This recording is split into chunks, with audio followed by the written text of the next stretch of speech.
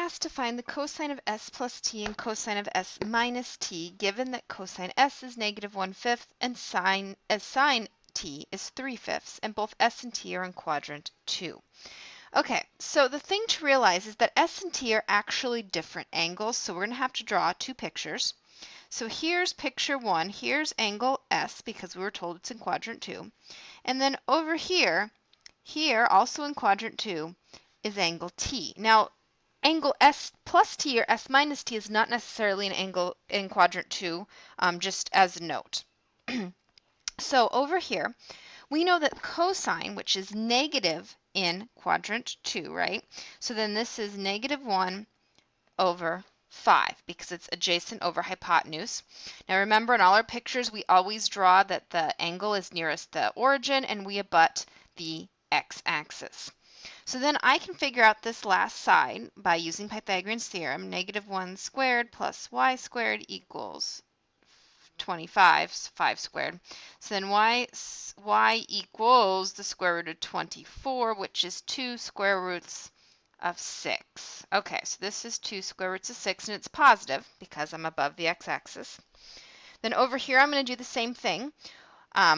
Sine is positive, so this is 3 and 5. I have to solve for x, and I get x is 4. Now you can check me, but it's all 3, 4, 5 right triangle. Now this is negative because, of course, we're on the right side, the left side of the axis, and we know that cosine is going to be negative in quadrant 2. Now, at this point, I know that to find cosine of s plus t, I'm going to need to know both cosine and sine. So I need to figure those out. Now over here on angle S, I already know the cosine of S. That's what was my starting one. That was what was given to me, right? Negative 1/5. So the cosine of S. But now I can figure out the cosine, the sine, of S, which is 2 square roots of 6 over 5. Okay, positive, negative. Then over here, I'm going to do the same thing. I already know that the sine of t is 3/5, and then the cosine of t is going to be negative 4/5.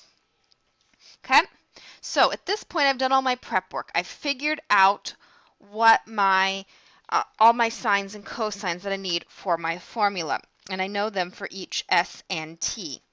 So then the cosine of s plus t is the cosine of s cosine of t plus sine of s sine of t. But I know all this now. Negative 1/5, negative 4/5, plus, let's see here, sine of s is 2 square roots of 6 over 5, and this is 3/5. And then I simplify, so this is 4/25 plus 6 25.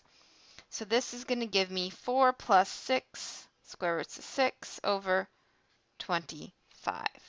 So that's s plus t.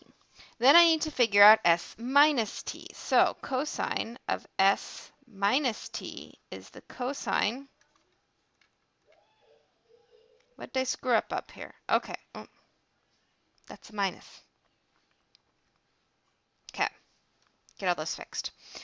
I knew I was going to do that when I get to talking and I forget, but we remember that these are opposites. If this is a plus, that has to be a minus. And what reminded me down here was I was about to write this. This is cosine s cosine t plus sine s sine t. Okay, then I'm going to come down here and I am going to work this one out now that I've fixed all my messes here. So cosine, this is still negative 1/5, and this is negative 4/5, and this is 2 square roots of 6 over 5 and 3/5. But the difference here is I'm going to get 4/25 plus 6 25, and so then my final answer here is this 4 plus 6 square roots of 6 over 25, and then that's my final answer. So when we work with these, obviously as soon as we're giving a plus or minus, we know we want to use our sum or our difference formula, but sometimes you'll have to do some prep work to have all the pieces in hand. In this case, they gave you a way to find them all, but you had to figure out the extra pieces for each one.